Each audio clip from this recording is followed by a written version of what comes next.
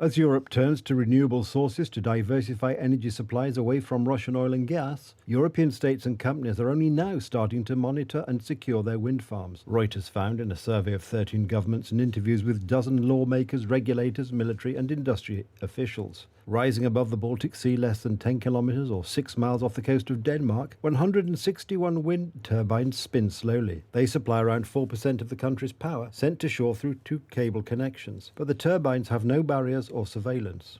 It's an open area. Everybody is allowed to sail in between the turbines, all the tourists, the sailboats, etc. So we're not monitoring if somebody is sailing inside the area. Of course, it's a shallow water, 5 to 10 meters of water depth.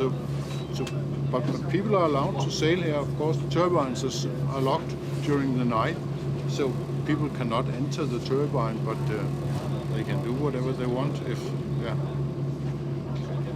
The picture is similar across the North and Baltic Seas. Developers like Ørsted think governments should take the lead and help provide the billions of dollars needed to protect their infrastructure. But even as North Sea countries alone plan to install enough wind power for more than 100 million homes by 2030, governments are still considering how much they can spend to safeguard such offshore assets. Solutions include underwater drones to monitor subsea infrastructure, small radars and cameras to observe ships, and sensors inside power cables to detect unusual movements. Installing such equipment on a large wind farm would cost between 20 and 60 million euros, according to 3 industry sources. The Russian activities in the Baltic Sea, of course, they have increased, but not the last year maybe, but if you count back to 5-6 years back, then it has really increased.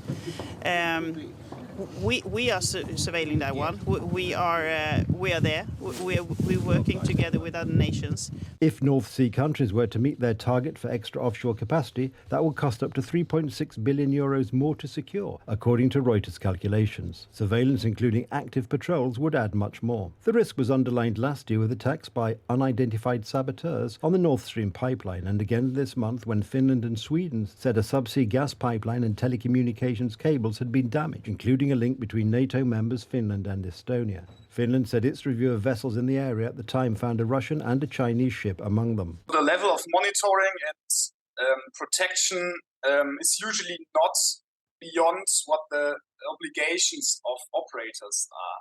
So we have companies that have their own interests because they want to supply and want to have economic gain from their product.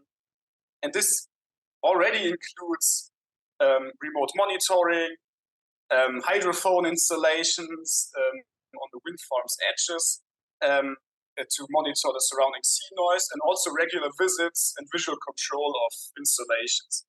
But there's not some kind of regular state visits to wind farms to look for malicious actors, because they're spatially widespread. It's just not easy to monitor all these installations. Some of them are below sea, so you cannot see the transmission cables.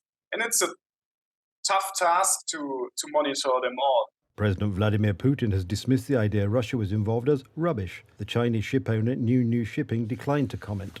Of the government surveyed, only the United Kingdom and Poland said they had invested or budgeted for steps to improve the security of offshore infrastructure. The others declined to answer questions on budgetary commitments or said they were now looking into further funding. In March, NATO set up a unit to address vulnerabilities of undersea infrastructure. It says it has boosted ships and aircraft patrolling the Baltic and North Seas. A direct attack on a NATO country could trigger a full response from the alliance. NATO is clear that within territorial waters, it's down to states to protect their infrastructure. But without surveillance, it is not possible to find culprits, and most planned new offshore projects will be in international waters.